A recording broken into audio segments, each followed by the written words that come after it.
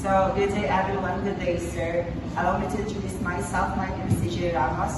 So today I will discuss my TA, which is the fish balance logic and C2. So in the introduction po, so this presentation we will going to talk about kung gaano karami ang kahalang sa basic, common, and core competency dito sa qualification po. So let's start with the respondents profile po. So if you can see, so figure number 1, it shows the profile of the respondents in terms of language literacy. In English, 5 out of 10 respondents has said that 85 to 85% ang average grade in English. While in math, there are 50% says that 85 to 84% ang average sa math. And other is the 50% is 90 to 94 average in math. Next is the cultural language background. So if you can see, 100% of this says that they are all Bicolanos. So in high educational attainment, they consider themselves as a 100% or college level. So sa sex naman, so we have, out of 10 respondents, we have 6 respondents na lalaki, and 4% of them is female. So in this picture number 5, it shows the age.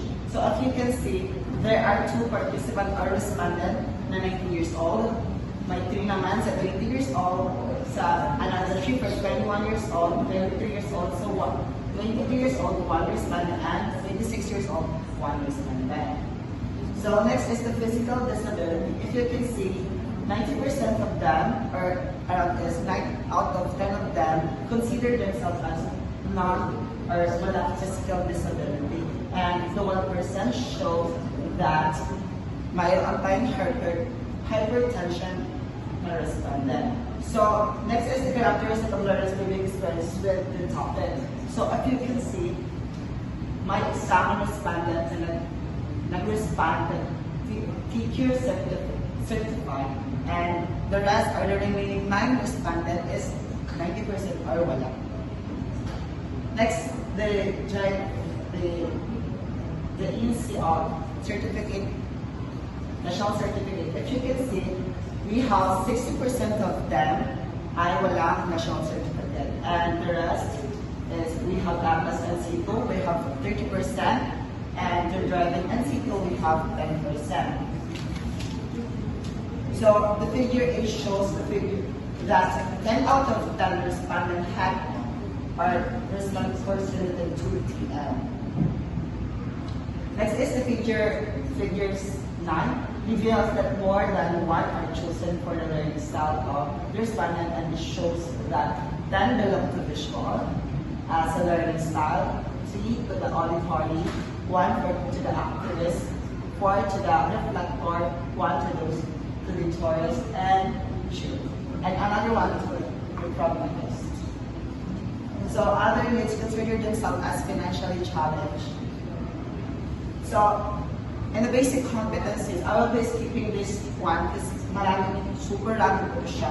But I will be discussing this on the analysis and discussion. So if you can see, the basic competencies are a lot of respondents say yes.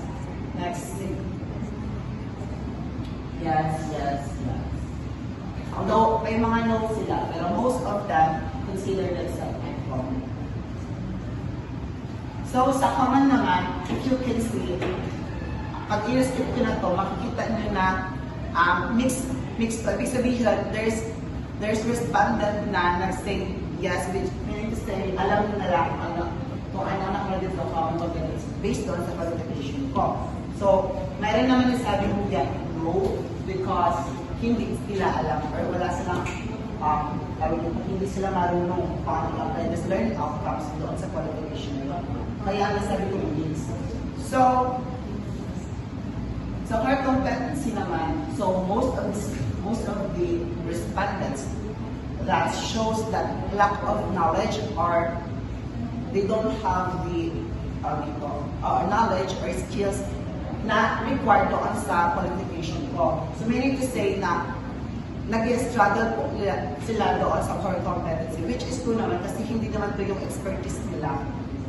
So, we have here six learning, ay sa kada competency learn have 3 learning outcomes. So, analysis and discussion.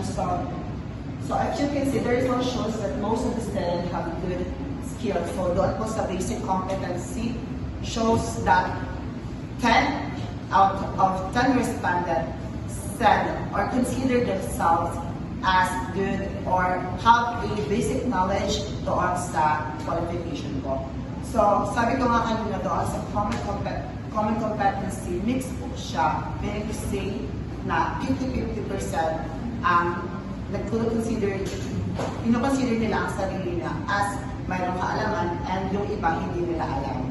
So, at the core competency naman, based on sa survey, it says that most of the students or respondents consider themselves as lack of knowledge or skills based on sa qualification natin. So, this means that while the respondents have strong several knowledge, they need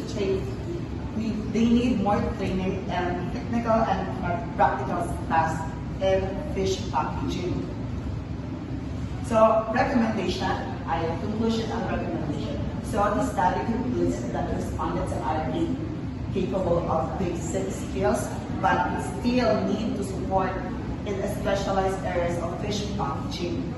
It recommended to provide more hands-on training for the respondents in measuring devices such as measuring devices, GMP packaging methods such as vacuum, bottling, and canning. So, para mas ma-train yung mga trainees natin or ma-acquire nila yung skills we needed in this qualification. So, giving workshop, simulation, practice session will help to improve their confidence and performance in a real work situation or in the qualification, which is packaging. So, next is the photo documentation. So, if you can see, just a screenshot because I conducted these surveys to cheaper lang.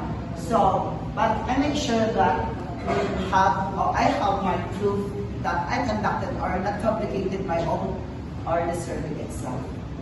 So, So, that ends my presentation. I hope that kayo natututo ay naintindihan yung topic ko. Thank you everyone. Bye-bye.